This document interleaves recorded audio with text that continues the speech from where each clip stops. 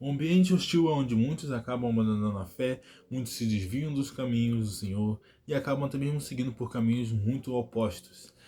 E muitas das vezes acabam até mesmo não abandonando o Senhor, mas o negando diariamente, tendo vergonha de até mesmo declarar que o segue. Bem, esse talvez seja a realidade do pensamento de muitas pessoas em relação à faculdade, já foi até mesmo o meu.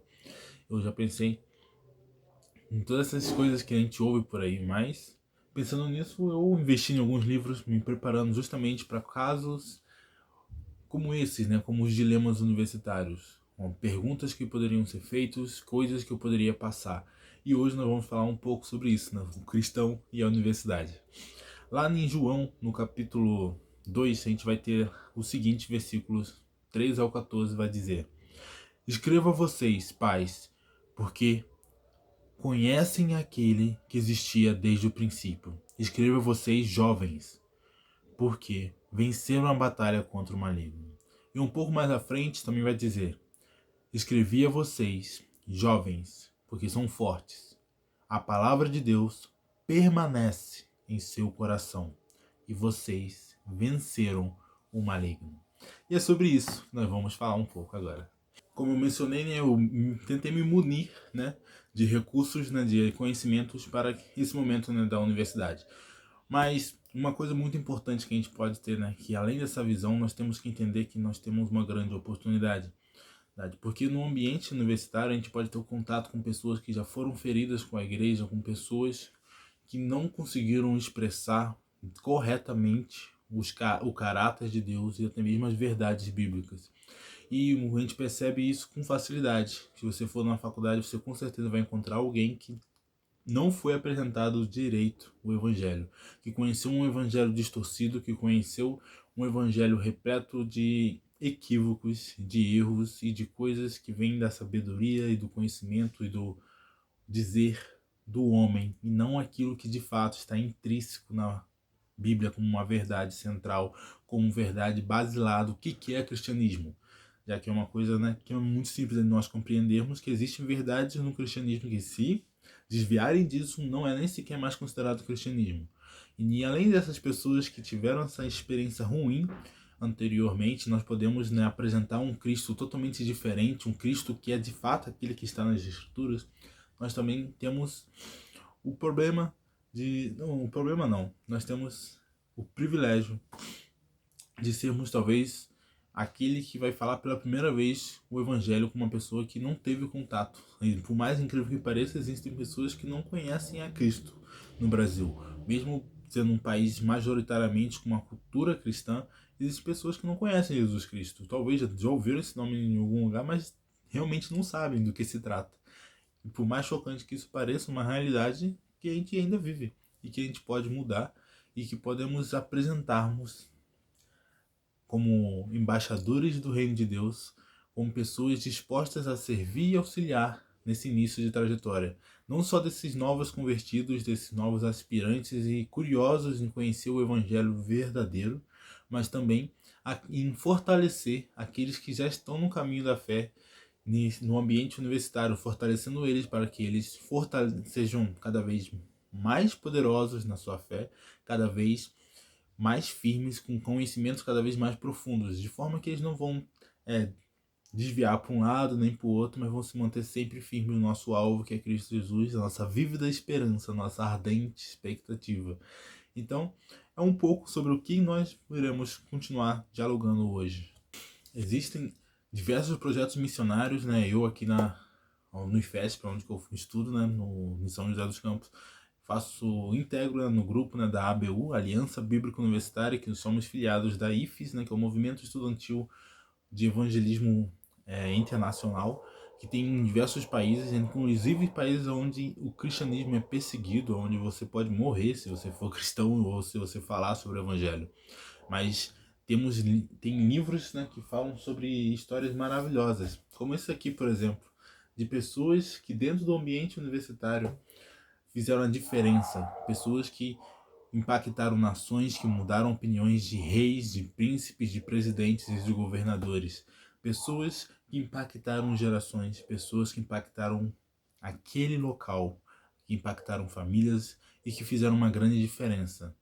E tudo isso começou na universidade, né?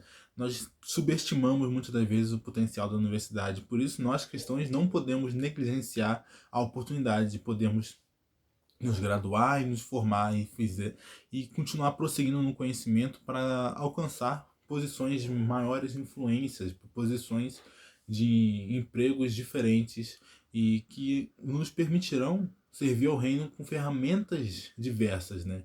Nós não podemos ser como aquele servo que pegou só porque só tinha um talento, pegou o talento e escondeu com medo de investir. Nós temos uma vida, somente uma, nós podemos investir e nos tornarmos cada vez mais capacitados e cada vez multiplicarmos as nossas ferramentas que Deus nos permite ter para espalhar o reino de Deus, o evangelho aqui na Terra. Então, ainda falando sobre isso, né, nós podemos continuar dizendo, por exemplo, a história, né, de Daniel e de José.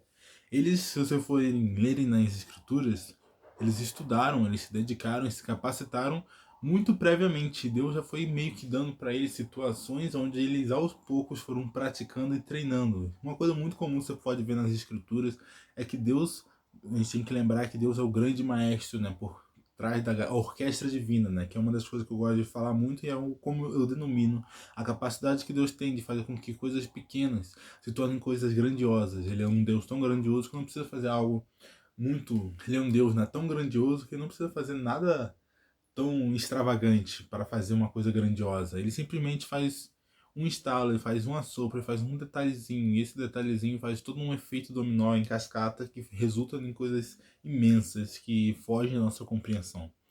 E a gente percebe que ele organizou para que tanto Daniel, né, como José passassem por situações que fossem o preparando eles para outras situações e para posições que Deus queria colocá-lo. E você pode ver isso na trajetória deles, né? Então a gente vê que Deus faz com que a gente viva uma experiência de uma escola diária ao lado dele, quando ele sendo o nosso professor, só que o nosso professor que está lá, mas não se revela de uma forma tão abrupta, né? Mas ele está lá, sempre nos ensinando, e nos, como diz, né, em Provérbios, a sabedoria ela grita nas esquinas, né, procurando quem quer a ouvi-la.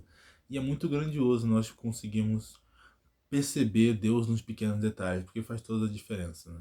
E assim como Daniel e José, né, se tornaram grandes governadores, pessoas de influência, e ao fazerem isso, eles glorificaram a Deus, né, pois eles fizeram isso sempre com Deus ao lado deles, as pessoas podiam ver que Deus estava com eles. E eles fizeram isso sempre com integridade, com justiça, com retidão e sempre temendo ao Senhor. Então, a gente pode ser pessoas que vão assumir diversos cargos, nós podemos ser políticos, mas políticos que vão glorificar a Deus como? Através da justiça, através de honestidade, da integridade, não nos deixando ser corrompidos, né? Nós não podemos nos ater àquele velho equívoco de que a única forma de servir e glorificar a Deus é através de aspectos eclesiásticos. Mas quando Deus ele fala de uma nação de sacerdotes, ele está falando de homens e mulheres de diversas profissões e diversos locais que irão professar a fé, que irão ser representantes dele em diversas áreas, em diversos aspectos, em vários locais diferentes, em várias atuações diferentes. Até mesmo, por exemplo, um juiz, quando ele age com justiça e não aceita suborno, ele está glorificando a Deus. Ele está fazendo com que aquilo que é dito em Provérbios sobre a justiça, sobre não aceitar a parcialidade, ser cumprida. Ele está glorificando os atributos, o caráter de Deus. Ele está revelando a justiça de Deus ao mundo. Quando um policial também age da mesma forma, ele está fazendo isso. Quando até mesmo um professor leciona com excelência, ele está igualmente falando sobre isso. Então nós temos que nos ater a essa ideia, né? Já que Cristo mesmo nos ensinou, né? E o próprio apóstolo Paulo reforçou essa ideia, né? Que tudo quanto nós viermos fazer, a gente tem que fazer para a glória de Deus, como se fosse para Ele. E isso é nossa nova vida, né? Nossa vida dedicada a Ele. Então, em tudo aquilo que a gente vier fazer, a gente tem que, de alguma forma, buscar revelar a Deus. Nós somos representantes em tempo integrais. Isso significa ser cristão. Cristão significa ser pequenos cristos.